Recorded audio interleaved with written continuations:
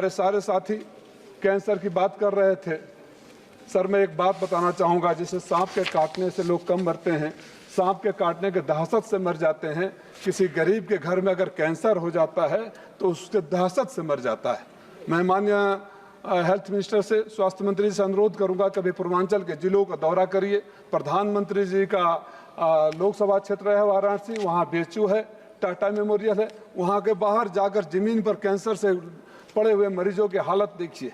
Cancer के मरीजों को अपॉइंटमेंट नहीं मिलता है, टाइम नहीं मिलता है, दवाई नहीं मिलता है। सर, बीमारी कोई जात, धर्म, मजहब या party, Bharatiya Janata party, Samajwadi party का या कांग्रेस का सोच कर नहीं आती। बीमारी किसी को हो सकती है। हमारे यहाँ चिन्हित करके, और मैं पीड़ा में इसलिए बोल रहा हूँ क्योंकि वहाँ सुनवाई नहीं है। एक बात से पक्ष हो या विपक्ष सहमत होंगे कि मैंने पत्र भी लिखा जिलाधिकारी को कि जिन जिला स्तरीय मीटिंग में सांसद की उपस्थिति अपेक्षित हो, सदन के कार्रवाई के दौरान ऐसी मीटिंग न रखा जाए। अधिकारी सुनते नहीं है। ऐसी मीटिंग ये होती है कि जब जनता पर जुल्म हो या कोई परेशानी हो तो उन मीटिंग में रखा जाए। हमारे यहाँ दलित और मुसलमान लोगों के घरों को चिन्हित करके एक 400 मीटर में लगातार बुलडोजर का काम हो रहा है।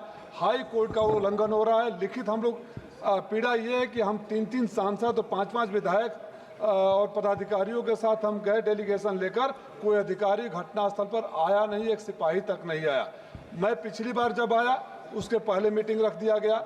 इस बार आया हूं, मैं रिटर्न में देकर आया और मुझे फ़ोन आता है। मैंने कहा कि महीने की जो मीटिंग है जरूरी तो नहीं, 22 तारीख से हो जाएगी है। हमारे यहाँ बाढ़ की समस्या है, गांव के गांव मधुबन इलाके में डूब रहे हैं, कटान है।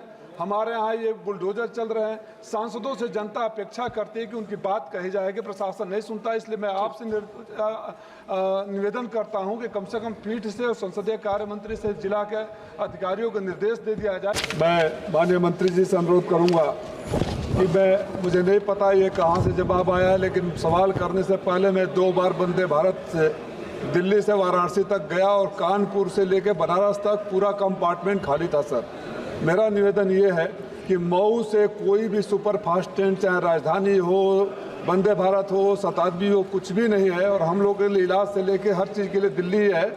50 मिनट का रास्ता है। माननीय मंत्री जी, आप विचार करें, अगर और समय अंतराल भी बहुत ज़्यादा है वंदे भारत में, अगर आप उसको मऊ तक एक्सटेंड कर दें, और जहाँ तक सुविधाओं की बात कहेंगे आप, तो आपको याद होगा मैंने आपको फ़ोन भी किया था, आपका वापस फ़ोन आया, मैं आभारी हूँ, पत्र भी लिखा था।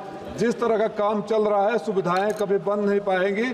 तो क्या मेरे उस सुविधाओं को बढ़ाने और भ्रष्टाचार को दूर करने वाले पत्र पर विचार करेंगे?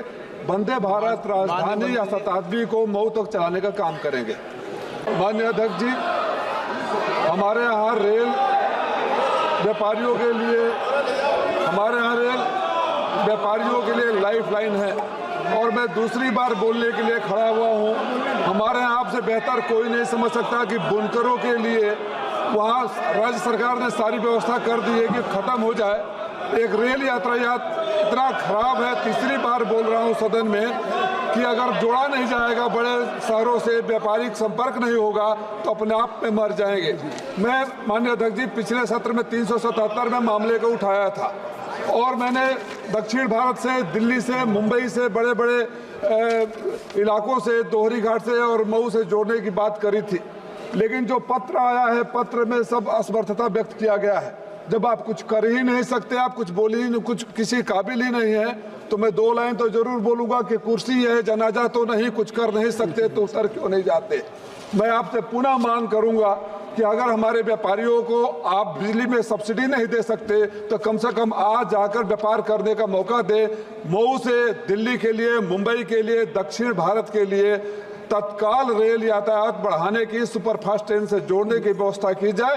और उम्मीद है कि इस बार भी इसको डस्टबिन में नहीं डाल दिया जाएगा। डॉक्टर